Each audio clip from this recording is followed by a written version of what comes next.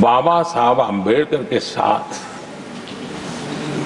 कांग्रेस को कितनी नफरत रही थी, उनके प्रति कितना गुस्सा था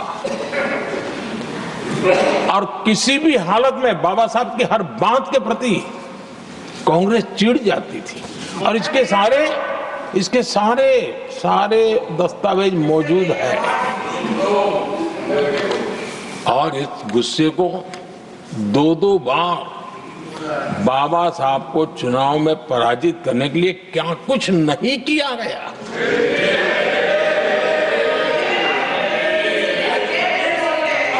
कभी भी बाबा साहब को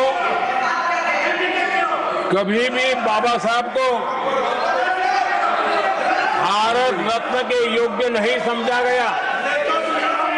आदरणीय सभापति जी, कभी भी बाबा साहब को भारत रत्न योग्य नहीं समझा गया। इतना ही नहीं, आदरणीय सभापति जी,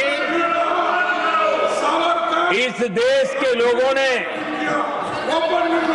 बाबा साहब की भावना का आदर किया, सर्व समाज ने आदर किया। और तब आज मजबूरन कांग्रेस को जय भीम बोलना पड़ रहा है, उनका मुंह सूख जाता है।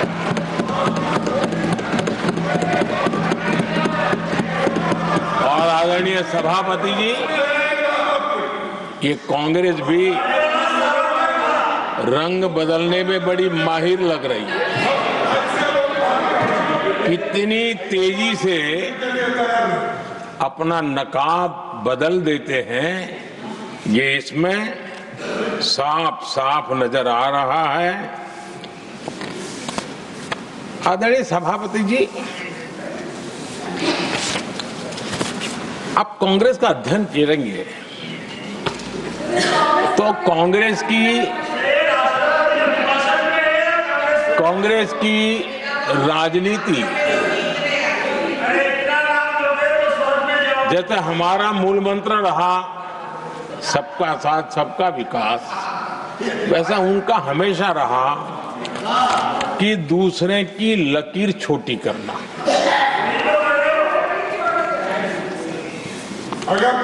और इसके कारण उन्होंने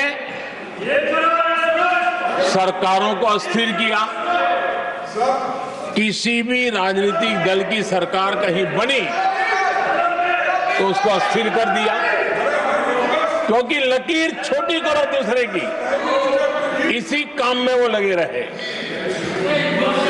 और ये जो उन्होंने रास्ता चुना है ना, औरों की लकीर छोटी करने का, लोकसभा के बाद भी जो उनके साथ थे वो भी भाग रहे हैं, तो उनको पता चला गया ये तो हमें भी मार डालेंगे।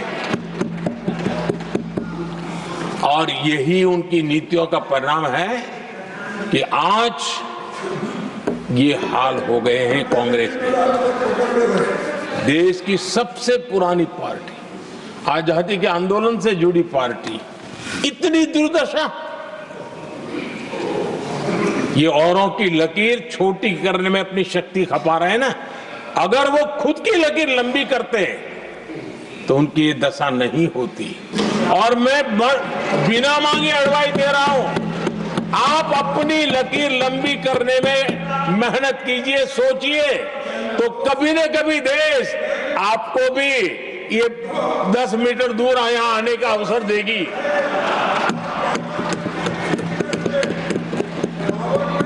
आदरणीय सभापति जी, बाबा साहब ने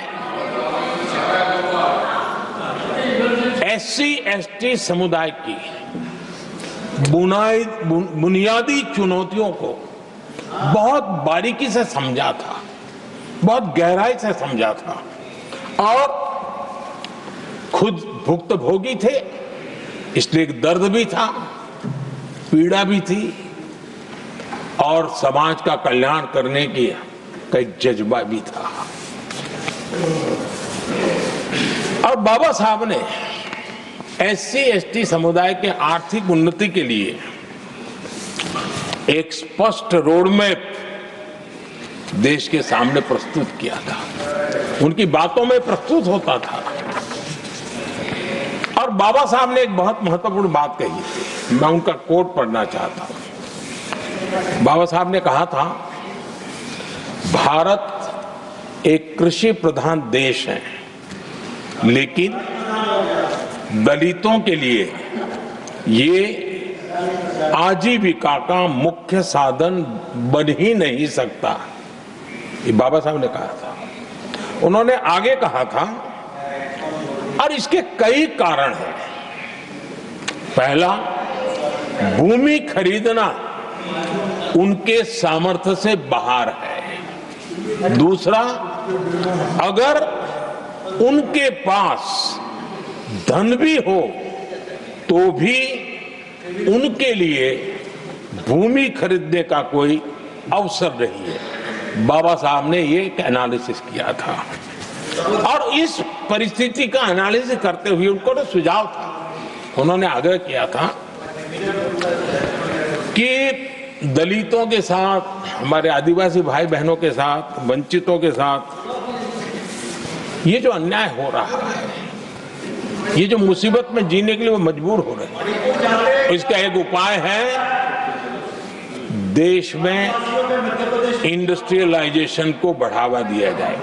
औद्योगिकरण के पक्षकार थे बाबा साहब, क्योंकि औद्योगिकरण करने के पीछे उनकी कल्पना साफ थी।